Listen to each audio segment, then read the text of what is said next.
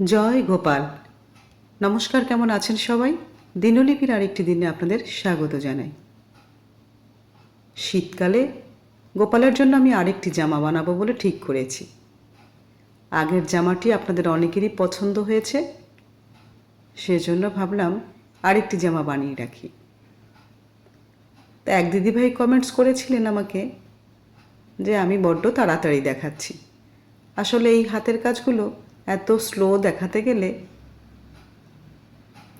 অনেক সময় ভুলভালটাই হয় যারা কাজটা করে আর কি। সেজন্য আমি চেষ্টা করছি আস্তে আস্তে করে দেখানোর। তাহলে যারা একদম নতুন, যারা গোপালের জন্য জামা বানাতে চান, তারা এই ভিডিওটি দেখে সত্যি সত্যি একদমই বানিয়ে ফেলবেন। এই দেখুন, আমি হাতের সাহায্যে চেনটা বুঝিয়ে দিলাম। এভাবে টান দিয়ে আবার এভাবে, যেটা আমি হাতের সাহায্যে করলাম এটাই আমরা ক্রুশ কাটার সাহায্যে করব। এই দেখুন, আবার এই যে টান দিলাম, খুলে গেল। এই যে ক্রুশের সাহায্যে এভাবে টেনে ছোট্ট ফাঁকার মধ্যে ঢুকিয়ে নিতে হবে। যারা প্রথম কাজ করবেন তাদের একটু বড় ছোট হবে, তাতে অসুবিধা কিছু নেই। আমি এখানে 48টা চেন টেনে নিয়েছি। টানার পরে এবার আমি 3বার করে ক্রুশ কাটা ঘুরিয়ে নেব। 1, 2, এবার একটা ভিতর দিয়ে। তাহলে কি হলো? ট্রিপল ক্রুশ হলো। আমরা যেমন ডাবল ক্রুশ করি সেটা আর এটা। তাহলে একটু লম্বাটে হবে। আর দুটো শাড়ি দিলেই তাতে গোপালের, ছোট্ট গোপালের জামা তৈরি হয়ে যাবে। এই দেখুন, যারা একদম নতুন, আশা রাখি তারা এই ভিডিওটি দেখে তাদের গোপাল সোনার জন্য এই শীতেই একটি জামা বানিয়ে ফেলতে পারবেন। এই দেখুন, একবার, এবার দুটো, আবার একটা চেন দিয়ে আবার দুটো, এই লাস্ট চেন দুটো। এভাবে আমি প্রত্যেকটা চেনের মধ্যে করে, এই 3টে হলো, এই এবার দিয়ে এই একটা, এবার দুটো নিয়ে নেব, আবার দুটো, আবার দুটো। না হলে আপনারা ডাবল ক্রুশেই করবেন, তাতেও অসুবিধা হবে না। এরকম করে করে আমি পুরো চেনটা ভরে নেব। এই দেখুন, ভরা হয়ে গেছে। এতে কি হবে, যারা একদমই নতুন তাদের কাজটা খুব তাড়াতাড়ি হয়ে যাবে, জামাটাও তৈরি হয়ে যাবে। তাহলে মনটা অনেক খুশিও হবে। এবার আমি একটি অন্য কালারের উল দেব। এই দেখুন, চেনটা একটি চেন টেনে আটকে নিলাম। এবার দুটো উলেরই সুতো আমি একসাথে আটকে নেব, তাতে খুলে যাওয়ার সম্ভাবনা থাকবে না।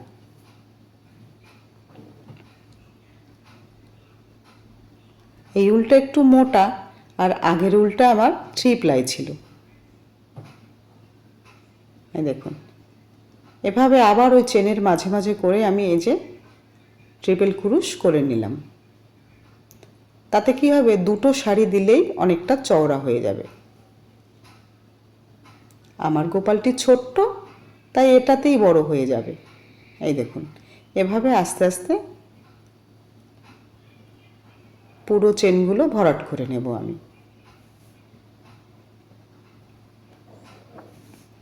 এই দেখুন, পুরোটা হয়ে গেছে।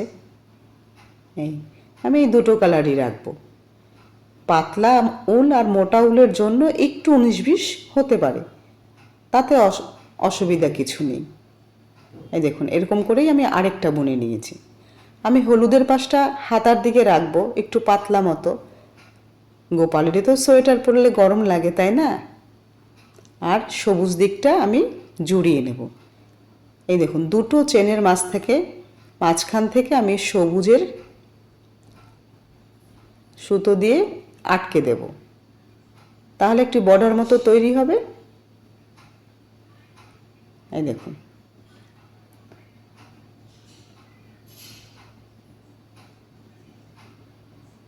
এভাবে একটি একটি করে চেন টেনে, একবার করে চেন টেনে আবার দুটো চেনের মধ্যে দিয়ে একটা চেন টেনে এই যে এভাবে বন্ধ করে দিতে হবে। এই দেখুন, এভাবে জুড়িয়ে দিচ্ছি, একটু বর্ডারও তৈরি হয়ে গেছে। দেখতে ভালো লাগছে। আর এখানে আমি একটা টিপ বোতাম দিয়ে দেব। এই দেখুন জামাটি তৈরি হয়ে গেল। চাইলে এটিও শুধু পরানো যায়। আর আমার যেহেতু ছোট্ট গোপাল, আমি নিচের দিকটা উল্টে টেপ বোতাম আটকে দিলে তাতে একটি জামাতেই প্যান্ট আর জামা দুটোই হয়ে যাবে। সেই মতো আমি একটু লম্বাটে করেছি। এবার আমি কোমরের দিকটা করে নেব। এই দেখুন এটা আমি মোটা উল যেহেতু ডাবল ক্রুশ করে নিয়ে কোমরের দিকটা প্রথমে দুটো লাইন দিয়ে করে নিলাম। ওই একই পদ্ধতিতে প্রথম যে চেন টেনে করেছি ওরকম, তাই আর এটা দেখালাম না।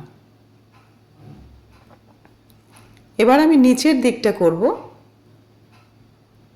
সেখানে আমি কি করব, এই প্রত্যেকটা চেনের মাঝে 3টে করে ডাবল ক্রুশ দেব। 3টে করে ডাবল ক্রুশ দেওয়ার পরে একটি চেন টানবো। একটি চেন টেনে আবার 3টে ডাবল ক্রুশ। এই করে করে আমি একটু ফাঁকা ফাঁকা দিয়ে ভরাট করে নেব। তাতে ডিজাইনটা অন্যরকম হলো। অন্য ডিজাইনটি দেখতে হলে আমার অন্য একটি ভিডিওতে দেখবেন।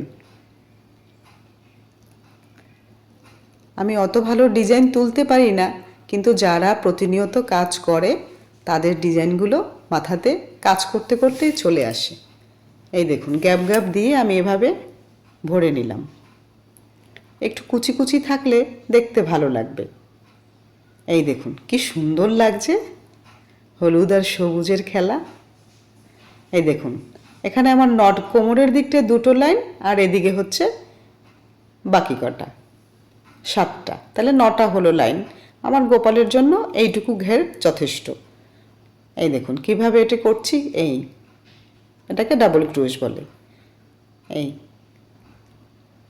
দুবার দিয়েই এক একটা গ্যাপের মধ্যে 3 রাউন্ড করে, তারপরে একটি চেন।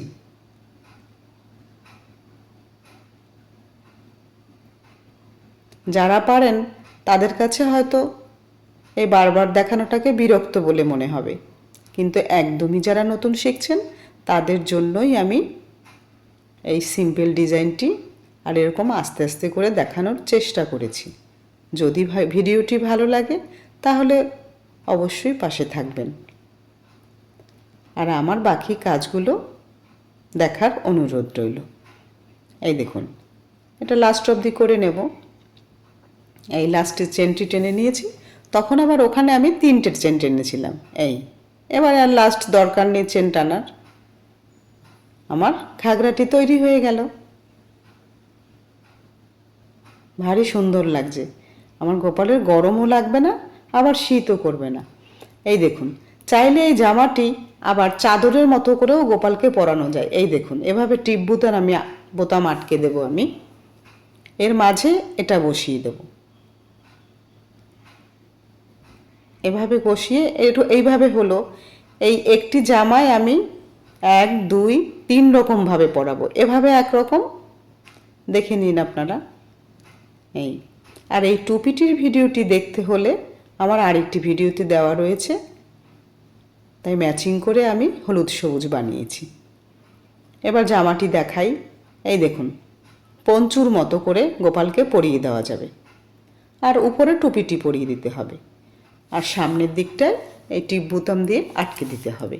এটা হলো একরকম। আর প্রথমে দেখালাম একরকম, 2 রকম। আবার এটাও এই দেখুন টিপ বোতাম দিয়ে এভাবে পেছন দিকটা ঘুরিয়ে দিতে হবে, আর এই যে সামনের দিকটা এটাও আরেক রকম। এই 3 রকমভাবে জামাটি পরানো যাবে। তো কেমন হয়েছে আমার এই গোপালের শীতের পোশাকটি অবশ্যই কমেন্টসে জানাতে ভুলবেন না। ভালো থাকুন, সুস্থ থাকুন।